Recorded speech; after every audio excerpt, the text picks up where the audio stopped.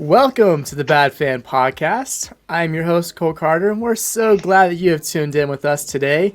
If you're listening along on Spotify, then a big welcome and hello to you. And if you're viewing this on YouTube, then I hope you leave a like if you find today's episode to be a good one. If you're new to the podcast, and we encourage you to subscribe today, you have now joined the Bad Fan Podcast. We're so glad that you have. But I can't do this thing alone. I'm joined by my good friends, Stephen Curl and Brandon Patesnick. We're going to bring them in. Guys, how we doing? How was your weekend?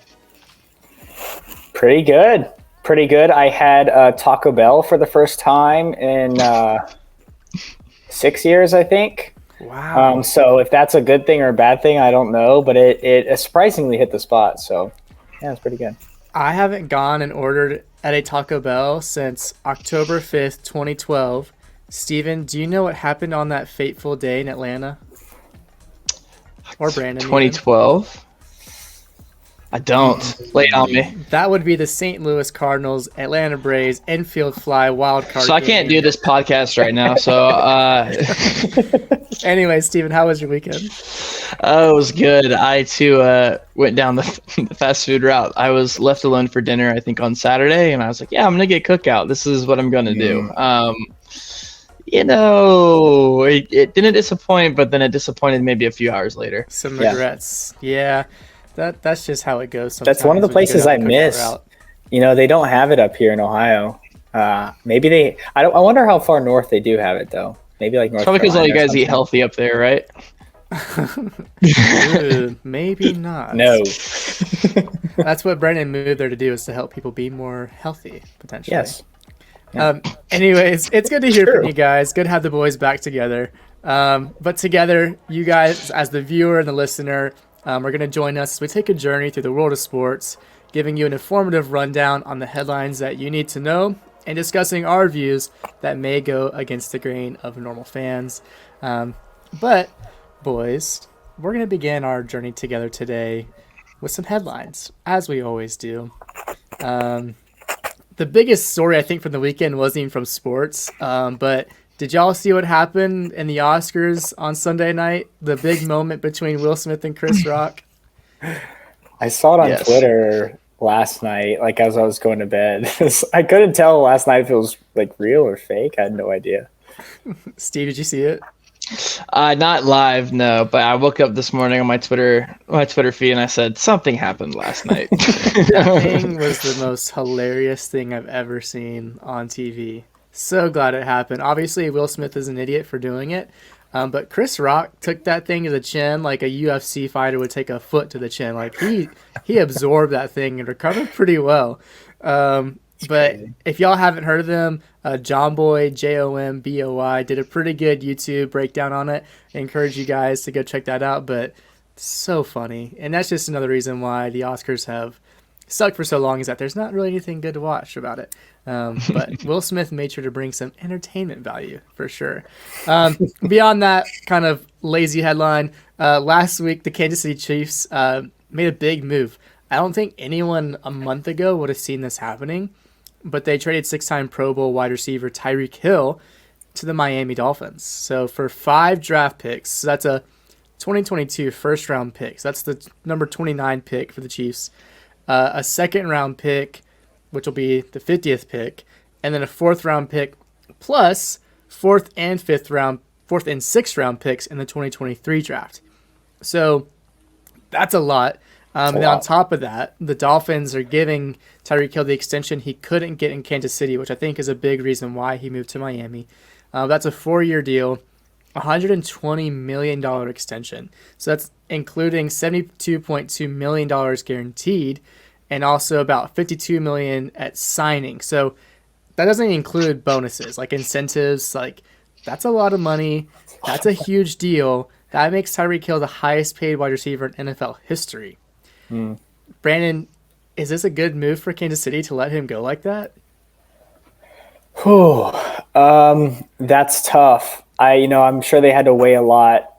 With that first round pick, I'm sure they could get a young star if they're looking to fill Tyreek's, now void. But that's a risk right there, right? Like, you have Tyreek Hill, who's the best probably at his position, in the NFL, and he just brings such a different level to the Kansas City Chiefs. Just a different avenue that they could kill you with. I don't think it's a great move, but what they got in return is a lot. And they, I don't know how much they have to pay out of his contract. I don't think anything. So, it's a tough say, but I think it's a bad move and a good move. Can that be possible? I think so. It's definitely not a favorable move from the fans. Steven, he's probably going to be available in our fantasy draft this season. Is he still worth taking if he's in Miami? I mean, who's the court? Is it Tua down there, right? Tua. Yeah, I mean, that's just fun. Someone in our league will definitely go for that. I mean, that sounds fun to me. They could be really good or really bad. Yeah, I mean, a move like that on that kind of money, and Tyreek Hill has been insane when he's on the field. If you can avoid any off-field issues, but the cheetah baby. Yeah, you get the ball in his hands, he'll just make it happen. Whether it's a 2-yard pass or a 60-yard bomb, I think he'll still be fire. Yeah, now he's just sort of one of those playmakers where, you give him any inch of space and he'll break away and go 75 yards down the field. So he definitely has it. It depends if Tua has it. Tua's going to be the one, I think, defining that offense, not as much Tyreek Hill. But guys, beyond those headlines, March Madness is already starting to begin to wind down. I mean, we're only, a couple days until April, so it kind of makes sense. But over the weekend, the Elite Eight happened, and the Final Four is coming up in New Orleans. But Villanova, one of the big matchups, took down Houston. A really low-scoring affair. It was only 50-44 to secure their spot. Brandon, what are some of the thoughts on Villanova? I think I know we're going to do predictions at the end of this, so I won't say it. But they're very good. They're probably the best defensive team left in the tournament. They play really good team offense, but also can take you one-on-one. They're not afraid to do that as well. They play really slow, so they can sort of dictate the pace of the game, which is, I'm sure that comes from their coach, Jay Wright, who is very experienced as well. They shoot well. They're good from the free throw line. Like I said, you can never underestimate the combination of experience and good coaching with Jay Wright. So really, really good team. But unfortunately, and you hate to see this, the all Big East guard, Justin Moore, tore his Achilles late in that game. So he will not be playing. He's out indefinitely. So that's a really big loss for them, obviously. Yeah, it's tough. That is tough. You never like to see anyone go down. I'm sure Steven has lots of opinions on college basketball right now, right? Yes, I do. Yeah, I really think Georgia State against North Carolina this coming up. Are they out of the tournament? Yeah, we're out of the tournament, and our head coach just left the team. So, dang, sore subject. I missed a little bit then, probably. Well, to the team that Villanova will be playing, after trailing at halftime, Kansas comes back, having a huge offensive explosion in the second half to beat Miami 76-50. So that's a huge margin of victory to book their ticket to the Final Four. We talked about him last week, but Bill Self, another coach who has had a long tenure, been around the block for a long time. But this Kansas team showed why they are a 1 seed. They're not soft like Gonzaga, I think. Brandon, you agree on that? Yeah, I was warning you guys. Gonzaga's soft. I'm sorry if you had them winning State it. Expose them. Yeah, man. They really only have 2 good players, and it's a 7'1" guy and a really good guy in Timmy. Who has a mustache and a hairband to keep his hair up. He looks like he could be 35. Should be playing in the Office basketball league. Yeah, sorry. Yeah, they're soft. Sorry. So, but that will be a good matchup. Kansas versus Villanova. Those are 2 teams that, Villanova won in 2018 on that big buzzer beater, and then Kansas, a perennial, a blue chip team. Yeah, powerhouse. So, yeah, that'll be a really fun matchup to watch. I'm sure a lot of people probably had that one in the books. But I think this next one we probably didn't see as much, at least from one team. But Duke earned another spot in the Final Four. So this is Coach Krzyzewski's last season, but they took down Arkansas.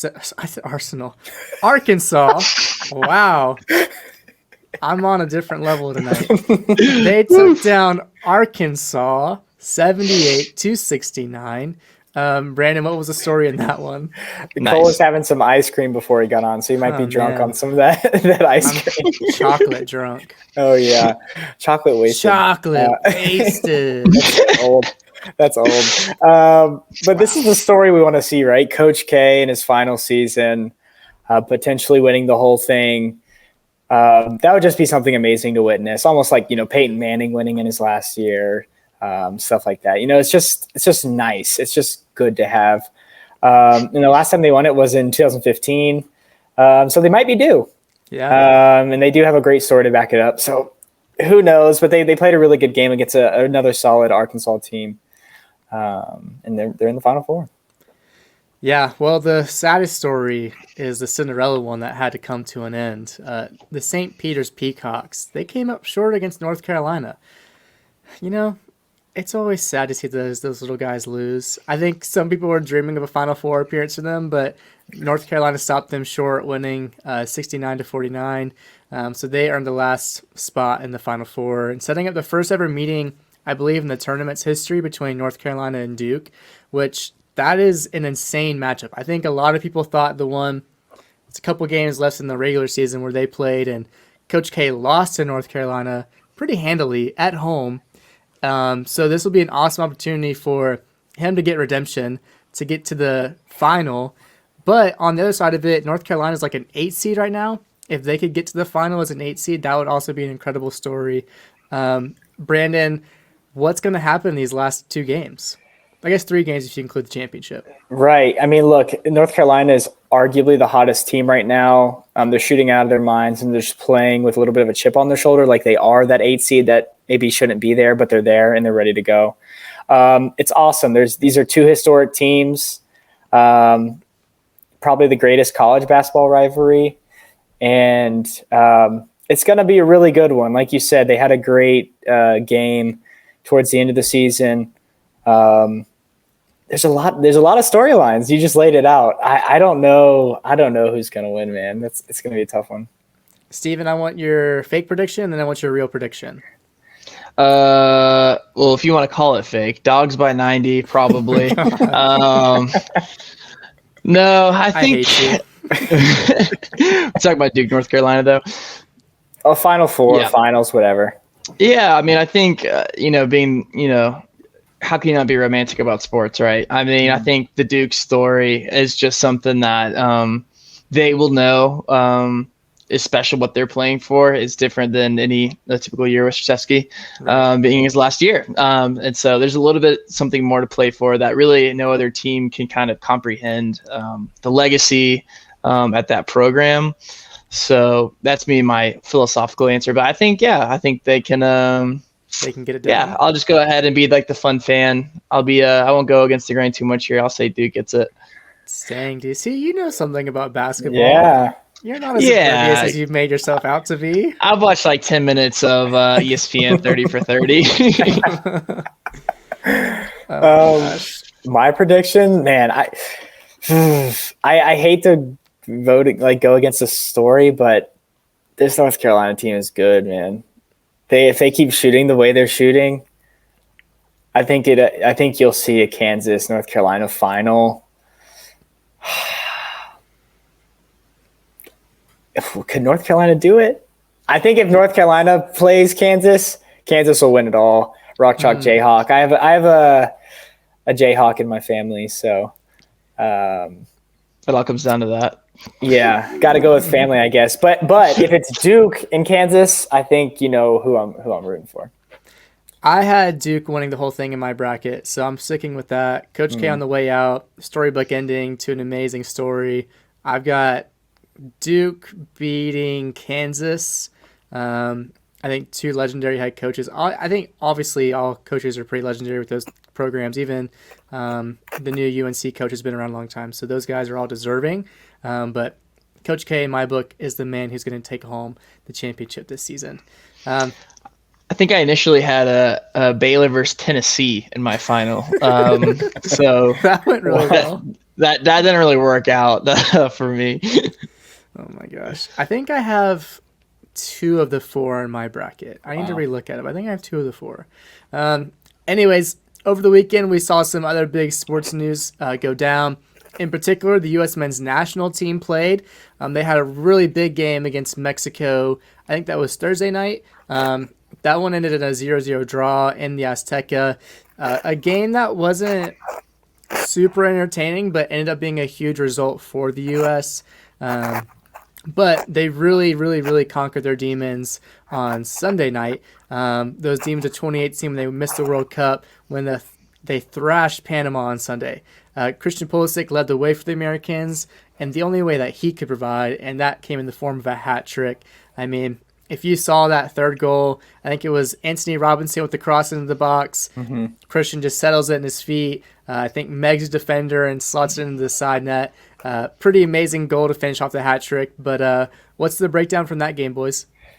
Yeah, that's his first ever international hat trick, by the way. You know, and probably the biggest international game of his career, other than the one that he lost. I was about to say the monumental. So that's just amazing to see. But yeah, the two defenders showing up again, Miles Robinson and Walker Zimmerman, man. Steve, you want to talk about him? Oh, yeah. You know, Walker Zimmerman won MLS Defender of the Year. I didn't know if you Never forget it. I don't know if you knew that. But no, the partnership between Miles and Walker is something that the U.S. really needed. Not saying that they had question marks in going through World Cup qualifying. You saw this drama with John Brooks, but they've been making us forget about John Brooks. Yeah, I think they've had 6 clean sheets throughout this World Cup qualifying period when they start together. 2 goals conceded. Yeah, they're a very good partnership in the back, and 2 MLS guys too. And a team of, a lot of U.S. fans, crying out for death to MLS, I guess, when it comes up top on the pitch, but on the backside, locking it down. So yeah, they've been outstanding together. Yeah, they really have. 7 wins, 1 draw, no losses with a plus 18 goal difference. Like, huge. That pairing will probably be the pairing when we go, knock on wood, to the World Cup, which is sort of crazy to think about, right? Like 2 MLS guys. But they do look solid back there.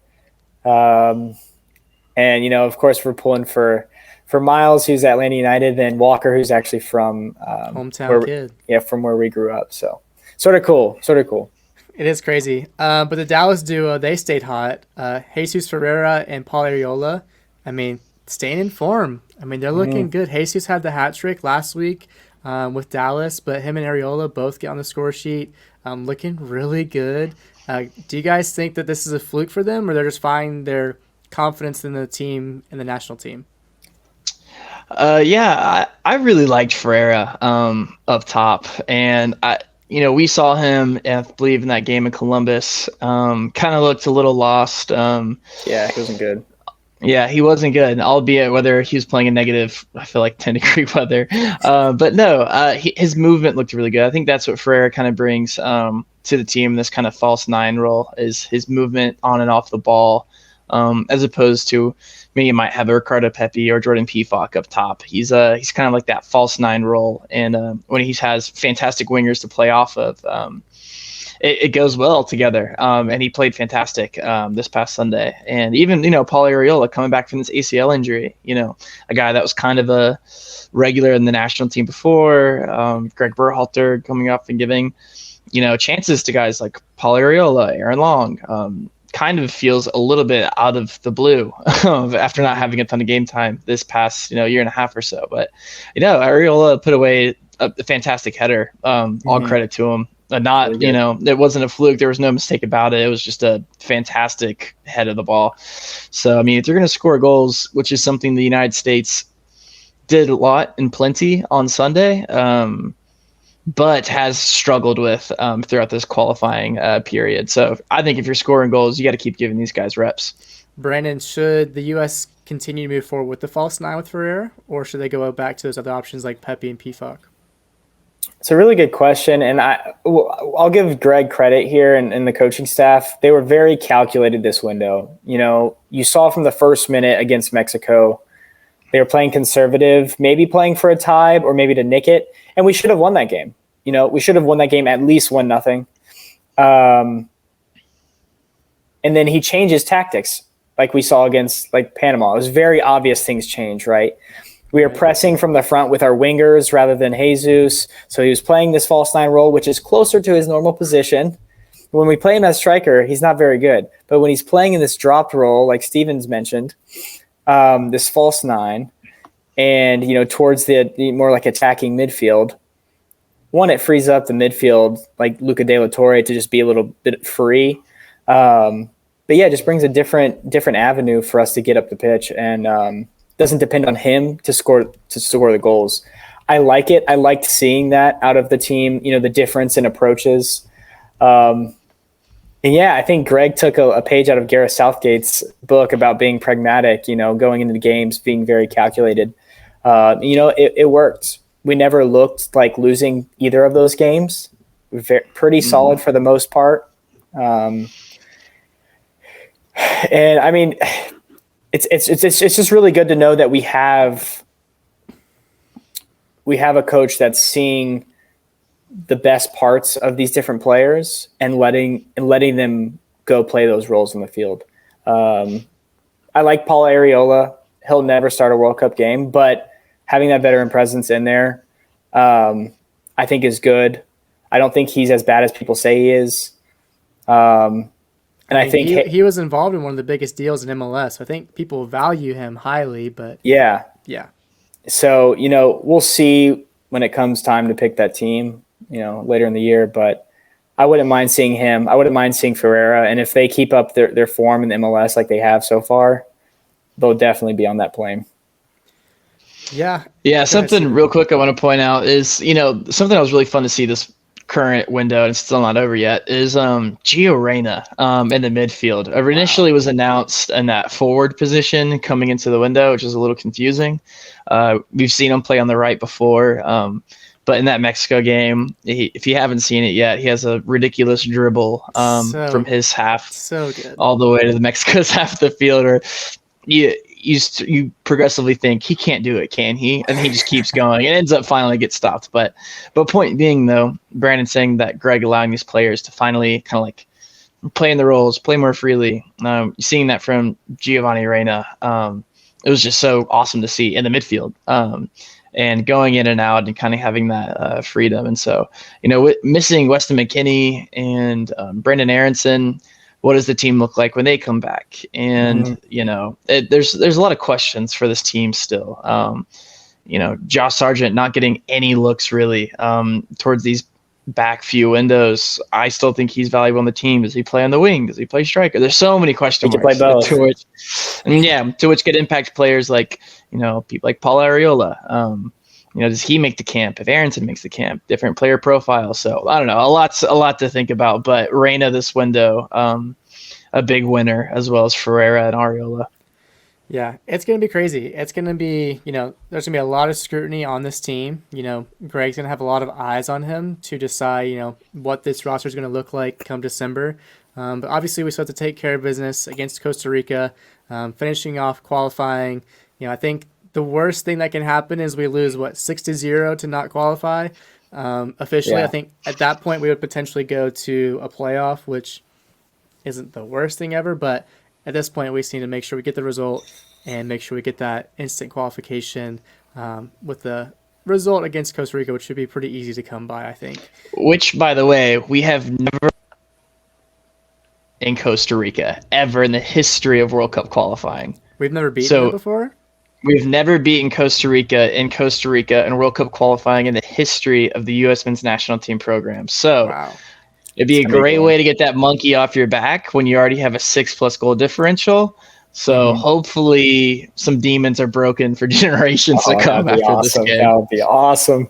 And I'm not sure if you guys know, but I think our overall standing does sort of matter where we finish for the draw in the World Cup. I think it depends on where you might get placed. I think so. It actually might be important to still get that win for the draw, I think, in the World Cup coming, right? Yeah, it places you in a certain pot depending on where you rank in your final standings, I think. So that's also some incentive. That's some incentive to also still go and win, more than just get the draw or the lose by one. Like you still want that win so you can get the better draw in that pot come whatever November when they do it. But also something to think about. They may not just mail this one in; they also might still have a great game in Costa Rica. And like you said, Steven, get that monkey off your back and come into the next time together as a national team with some confidence. But there were some other games beyond the U.S. Italy, guys, this is insane. Their fall from grace, 2 World Cups in a row, continues. They lost to North Macedonia in like the 87th minute or something like that. And that was just unreal. Did you guys see the result at the end? Just like the Macedonian fans going absolutely crazy and just the dejection of the Italian players. Did you guys see that? Yeah, I saw it. saw Verratti just absolutely broken down. Yeah. Oh my gosh. It's just horrible to see, man. Like, and they weren't in terrible form either. I think, Steve, what did you say they had drawn for or something like that? Well, it was them going into the Euros in 2020 in World Cup qualifying. They had 3 wins going into the Euros, in which they won. So coming out of the Euro Championship, which they won, they won 1 game and drew 4 after the Euros, So drawing 4 games hangover. to the likes of Bulgaria, Switzerland twice, and to Northern Ireland. They didn't lose, but coming out of the Euros, that they only won 1 game in World Cup qualifying, and so they put themselves in that situation against North Macedonia. That's crazy. And So they should never be losing against North Macedonia. Let's just be completely clear. Never, ever, ever should they ever lose to North Macedonia. Great story for North Macedonia. I don't know if – I guess they're still alive. They could make it. If they're in the playoff, I don't know what it looks like if who they're playing, but I guess their hopes are still alive. But yeah, I also think it's stupid that Italy won the Euros, which is the hardest tournament to win, and you don't get an automatic bid to the World Cup. That doesn't really make sense to me, but I get it. They're 2 different tournaments. You have to win it, win the stages like everybody else has to around the world. So it's so sad. It's so sad for Italy. I like what you're saying there, though. Honestly, I think of the CONCACAF Gold Cup. How much more would it mean to some of those CONCACAF teams? Maybe get an automatic bid. Maybe you do that. Same as That AFCON. Yeah. All the other. I guess the issue is because they're biannual, so they happen like every 2 years, I think. Because I guess how would you determine like which one counts and so on? But that's a good point. I do think Don't ask those questions, Cole. I do think that there should be some sort of like weight to it. Maybe it's like you get like a certain buy or something like that, or I don't know. Like you get some benefit of winning a tournament, but yeah, it is a little bit surprising. I guess maybe because one is UEFA, one's FIFA.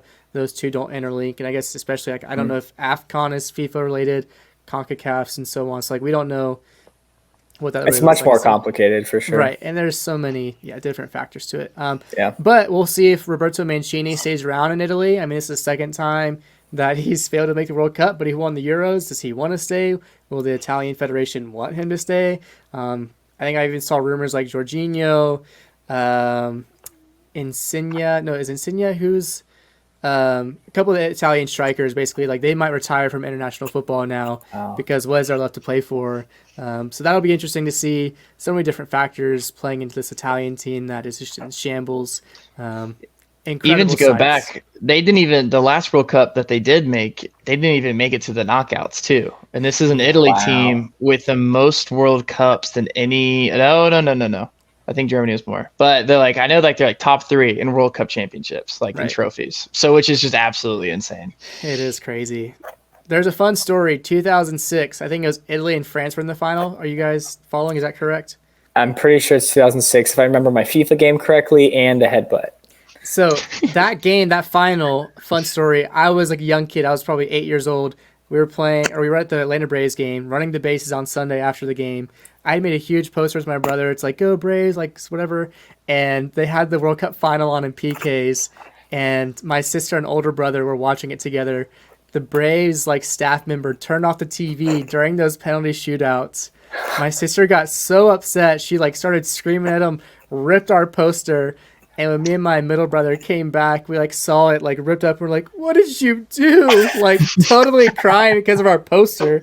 She was upset about the soccer game, and I think now as an older adult, thinking like, I probably would have had the same reaction as her if they were in PKs of the World Cup final, and that thing happened. But fun side note, 2 more games. Gareth Bale, that sweet left foot strikes again. That might honestly one of the best free kicks I've ever seen in my entire life. That thing was unreal. Top bins.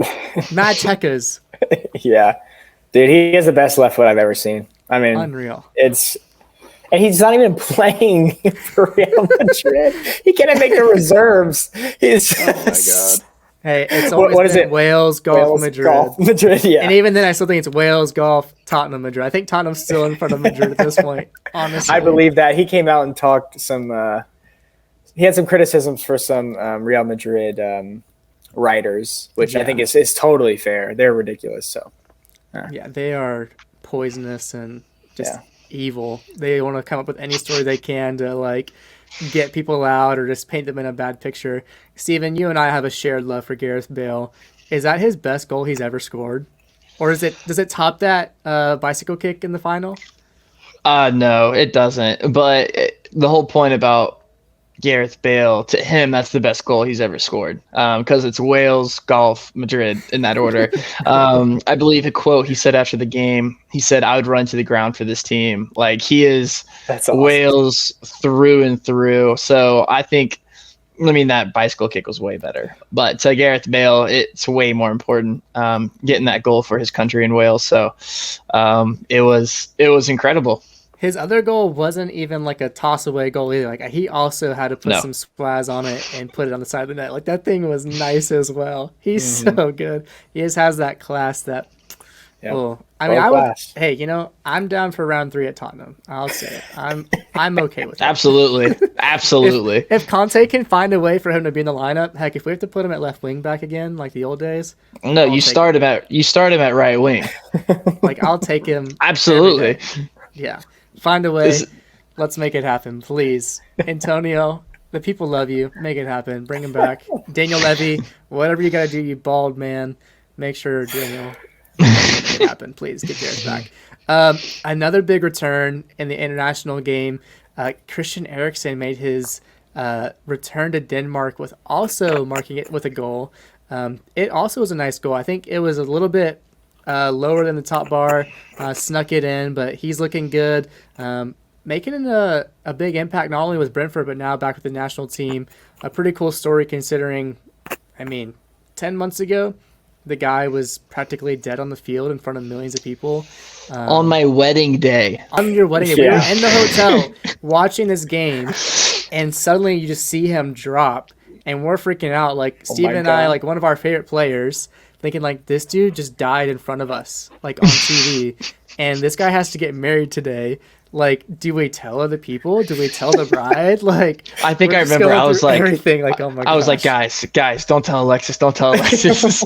Yeah, you did. But I told her about the goal and him coming back onto the field the other day, and she said, well, he almost died on our wedding day. I feel like we're like bonded somehow, and I'm just like, yeah. So true. Yeah, great to see him back on the field though with the goal. It feels really so good to have him back. Portugal also played. I assume we feel pretty good about their chances on qualifying. Can North Macedonia kill 2 Giants? No. Okay. No, they're not good, and that's why I'm wearing a Ronaldo 2003 throwback kit, because I believe Cristiano will lead them to the promised land. They will be making the World Cup and qualifying after beating North Macedonia. I think they play Tuesday. So the day that this comes out. And it's funny because the biggest thing that like Portugal is like asking questions about is if Ronaldo like should start and when you take him off. Like, that's like their big thing. Like, he didn't score any goals this past game, but when that's your biggest issue of like, okay, well, when do we take on Ronaldo? We could bring him on as a sub, and everybody they have behind him is just absolutely insane. So I think they'll be just fine.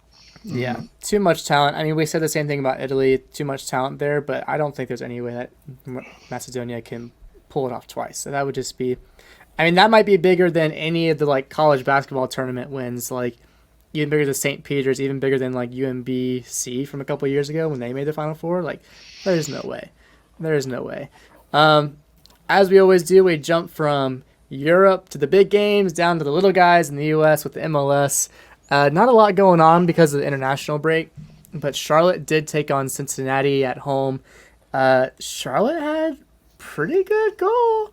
Karol Swiderski had an amazing free kick, caught Alec Kahn maybe off guard. I think he saw the ball late, had a pretty poor reaction. I don't even know if he got a finger on it. He may have, but pretty bad attempted to save it. Really good goal. But there was a bit of a controversy with the team in Charlotte. Which one of you two wants to give a lowdown on what happened with the Charlotte team and what happened with his national team?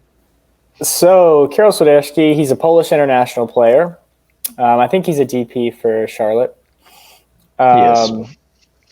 You know, 2 good goals. I think his name is Ben Bender, also another kid to watch out for that's on Charlotte. He assisted the first goal. But yeah, beautiful free kick. Well, of course it has to be this guy, right? Charlotte denied Swiderski to travel to play for Poland because of a supposed hamstring injury. Which would be pretty good excuse. Right, of course. He's injured. He's healing, whatever. He's supposed to be out for 1 to 2 weeks. And this is an official statement that they on paper that they released to the Polish national team. Well, like we just said, he had a brace. He scored 2 goals this weekend.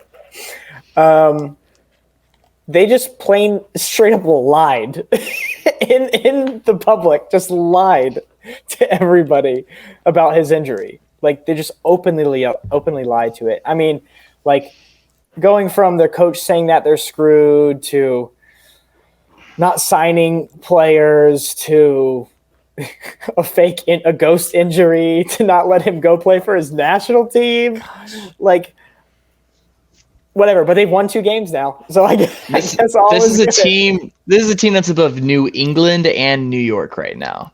Man, that's crazy. What? I mean, like the way we talked about them, we more or less expect them to be like bottom of the table, more or less should be winless at this point. I mean, like they'll be there with Cincinnati. That's just so funny that if it was intentional, assuming it's all intentional to keep him around, like just so bad on the Charlotte medical side. Like whatever, I want to hear the conversation that happened. Like, do we just lie to them? Do we just like send them like? It just feels like we're dealing with like Dr. Evil or something like that. Just like send the text and like just getting it over with. Like, oh my gosh, it's so ridiculous. They'll always be baby brother to Atlanta, just like we're the father of Orlando. Mm-hmm. I can see it now. But I think do we get games back this upcoming weekend in MLS? We still have Yes, I believe so. I think we have Atlanta United is playing this Saturday against who are we playing? I think we're playing DC. Oh yeah, we're up in DC. Mm-hmm. Should we go? Yeah, full slate of games going on though. Should we go? You buying my ticket? Maybe not. And then I think Premier League is back as well. So God. About 10 games left. It's gonna be good. Even less than that, I think. I think it's some teams are down to 8. I think. Wow. So really coming down to crunch time. Mm-hmm. Still waiting to see when that Arsenal Tottenham game is. Waiting for it to be rescheduled. If it's the last game of the season, that's going to be a huge game. You're going for sure. If that's I got to figure it out, but I would love to be there. I still have a ticket. I ain't seen get a plane ticket. Just buy the plane ticket, bro. Don't go to DC to watch Atlanta. I have to know when the game is, but I'm keeping my eyes peeled for release date. But everybody, that about wraps things up for today. A bit of a shorter episode. Not as many things going on. We maybe glanced over a couple things. Like I know MLB spring training is in full swing. The Atlanta Braves, our team, looking pretty good. The guys Pujols coming home to St. Louis. That's a headline. Yeah, that'll be really cool. Said it's his last year.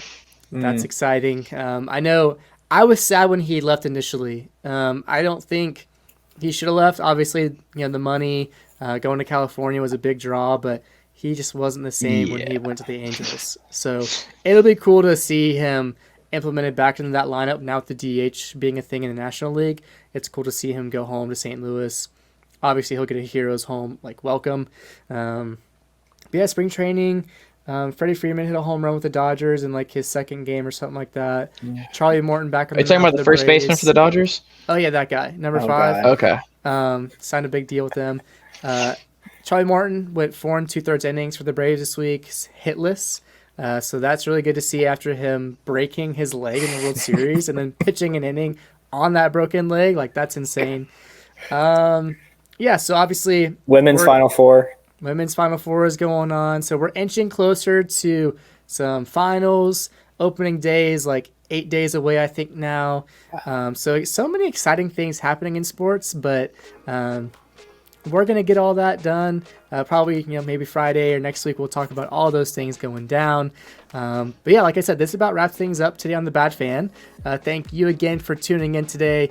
If you enjoyed today's time together, viewing or listening, please give it a thumbs up, whether on YouTube or Spotify. It's free and only take a second of your time. Subscribe if you're not a Bad Fan already. We're trying to get to 100 subs by the early summer. So that'd be really great if you haven't done that to do so. If you want to help us get to that point, maybe share with a friend on YouTube or on Instagram. Maybe repost something that we posted, like a reel. We would greatly appreciate it. And lastly, get involved on Instagram. Get involved on YouTube by commenting. Maybe we should start interacting back. That's probably falls on me. Reply to y'all's comments, like them. We'll get the conversation going. If you want to be involved finding those links, our link tree is in the description below. You can find your way to cross platforms, finding what you want to see. But yeah, thanks once again for joining us. All of us here at the Bad Fan Podcast, including Steven and Brandon and myself, hope that you have a great day. We'll see you guys in the next one. Until then, peace.